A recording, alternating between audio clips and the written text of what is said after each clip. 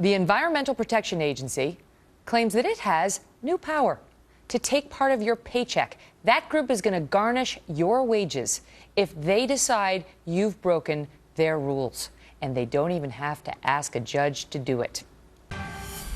Well, the EPA made news with a surprise and very quiet announcement saying that the Environmental Protection Agency has the power to garnish your wages, take part of your paycheck, if it believes you violated its rules. And it doesn't even have to consult the courts before it does it. Here to explain, Katie Pavlich. She's a news editor for townhall.com and author of the new book, Assault and Flattery. Oh, I like that. The truth about the left and their war on women. Assault and flattery. Very catchy. So the EPA is now all up in our business, trying to take up to 15% of our wages. How?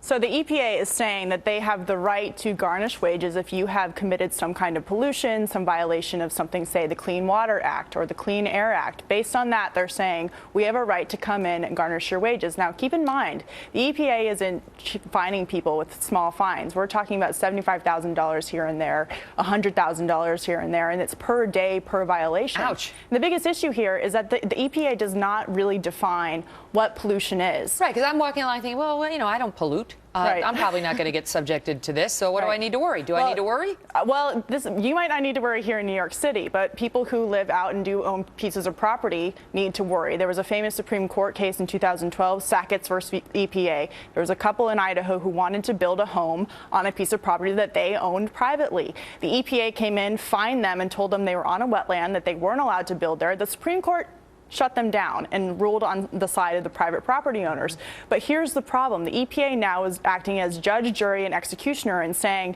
you violated our rules, whatever those rules are and whatever those violations are. Well, they publish in the Federal Register, Katie. Don't you go to bed at night? I know, don't we all read them? I'm sure they are very clear and detailed. I'm sure our viewers in the middle of America are reading it right now, familiarizing themselves with what the EPA thinks is proper. Well, and that's one of the other problems is the EPA will tell people they're violating some right, and at least these people, even as bad as it is, can go to the court system and say and push back and say we're not violating that right. Now the EPA wants to go around the system, say you violated whatever it is without a clear definition. Now we're going to garnish your wages, and you don't really have that ability to push back on us. Well, here's the thing. You do have the ability, but here's how you'd have to do it. They get to dictate the site of the hearing without any consideration of the time and travel and expense to you and having to travel where they say. They get to pick whomever they choose to serve as the hearing officer. Right. That's helpful. And then they put the burden on you to disprove their theory that you broke the law. Right, and so that sounds like a joy. Exactly, and you have to keep in mind the EPA is a huge government agency, and they're attacking couples and private citizens who don't have the same resources. They say it's all EPA